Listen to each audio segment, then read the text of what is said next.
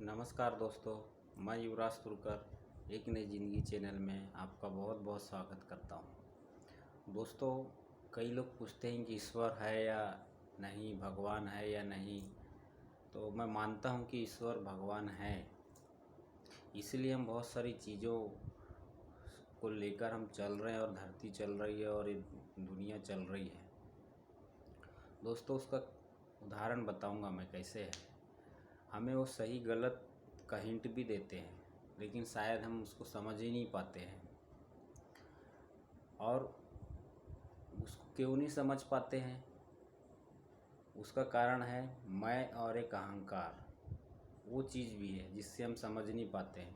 तो उसको एक तथ्य के माध्यम से समझाऊंगा कि महाभारत के कुछ पात्र हैं, उसके माध्यम से हमें समझ में आएगा। जैसे महाभारत में जब कृष्ण भगवान धृतराष्ट्र के पास जाते हैं,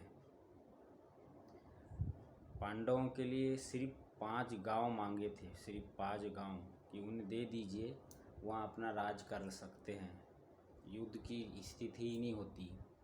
लेकिन धृतराष्ट्र मोह माया मैं के अहंकार में डूबा था।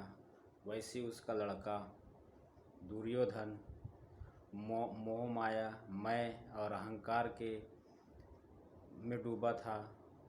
तो उनको कोई चीज़ दिखाई नहीं देती थी। लेकिन स्वयं कृष्ण भगवान एक ईश्वरीय अवतारी थे, विष्णु जी के अवतार थे। जब उन्होंने अपना सब चीज़ बताया कि पांडवों को जगह वो 5 गांव दे दीजिए, और वहाँ रह लेंगे, वो अपना जीवन यापन कर लेंगे, युद्ध की स्थिति ही नहीं होगी।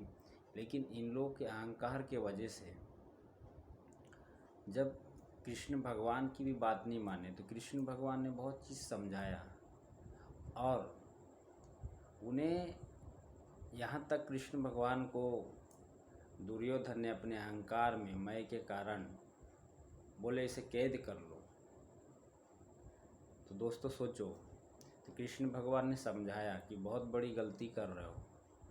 उन्होंने दुर्योधन को अपना ईश्वरीय रूप दिखाया, धृतराष्ट्र को भी दिखाया कि मैं ईश्वरीय अवतार हूँ, कि मैं एक समझाने आया हूँ आपको कि समझ जाओ, इससे कुछ फ़ायदा नहीं है। दुर्योधन को भी दिखाया और धृतराष्ट्र को भी दिखाया। तो सब लोग देखे भरी सभा में कि कृष्ण भगवान ने अपना रूप दिखाया था। लेकिन दोस्तों, वो समझ नहीं पाए। क्यों? मैं, अहंकार, मोह, माया बहुत बहुत बुरी चीज़ होती है। उस कारण से उन लोग समझ ही नहीं पाए कि क्या है।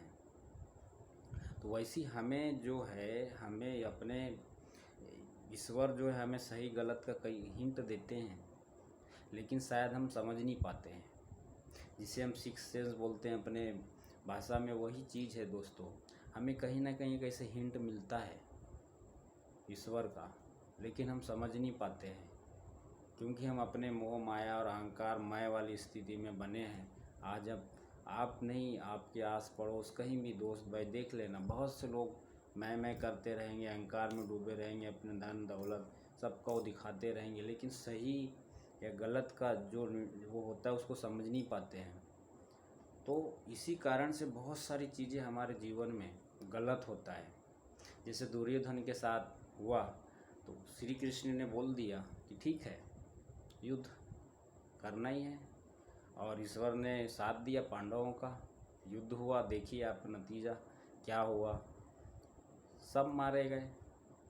तो ईश्वर चाहते हैं कि गलत चीज़ ना हो। उनको सब चीज़ बताने और दिखाने के बावजूद वो भी उनका अहंकार ने मार चुका था, यहाँ पे पूरे परत जमा चुका था। इस पर देखने के बाद भी वो समझ नहीं पाए थे। तो यही हमारे जीवनों में भी होता है दोस्तों। हम तो ईश्वर को मानते हैं, अब जो नहीं मानता पता नहीं, लेकिन मैं मानता हूँ ईश्वर है, भगवान है, हर चीज़ है धरती में, हमें मानने की ज़रूरत है। अब जो ना माने ना माने, लेकिन ये सच्चाई है दोस्तों।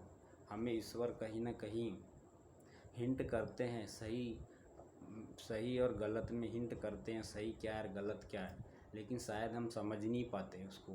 और उसे समझने के लिए क्या चाहिए? ये मैं अहंकार इन सब रूपी को हटा के हमको ईश्वर की शरण में जाएंगे, तभी सब चीज़ ज्ञात होगा कि सही क्या है और गलत क्या है।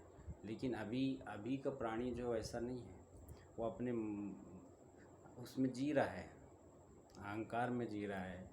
मोह माया और उसकी इतनी दिमागों में परत जमी है, तो वो उनको हटाना मुश्किल है। इसलिए हमें इन चीज़ों का एहसास नहीं हो पाता है, और इस एहसास को करने के लिए हमें उनकी शरण में जाना पड़ेगा, बहुत सारी चीज़ों को खोलना पड़ेगा, तब हमें सही गलत का पता चलेगा और ईश्वर की चीज़ों का पता चलेगा। तो हम महाभारत से इस सीख से हम सीख सकते हैं कि आपने देखा हो कि ईश्वर श्री कृष्ण भगवान ने हमें धृतराज और दशरथ को दिखाया था अपना रूप, कि मैं ईश्वर हूँ, मैं आया हूँ आपको समझाने, बात मनाने, लेकिन फिर भी नहीं माने। तो इससे हम समझ सकते हैं दोस्तों कि हमारे मानव जीवन में भी सेम चीज़ें होती है ऐसी, लेकिन हम समझ नहीं पाते हैं, कारण उसी के कारण। तो दोस्तों, ये सीख अच्छी लगी हो तो ज़रूर अपनाई है। ईश्वर को मानना, बिल्कुल मानना चाहिए। हमें वो दिखाते हैं, हिंट करते हैं, वो अपनी अपनी सोच और अपनी अपनी बुद्धि के बल पे ही हमें समझ में आता है। ये आज की जो सीख है अगर अच्छी लगी हो तो ज़रूर लाइक और सब्सक्राइब कीजिए मेरे चैनल को, और आपका परिवार स्वस्थ रहे, मैं यही कामना करता हूँ। आप स्वस्थ रहे, ये प्रार्थना करता हूँ ईश्वर से। धन्यवाद।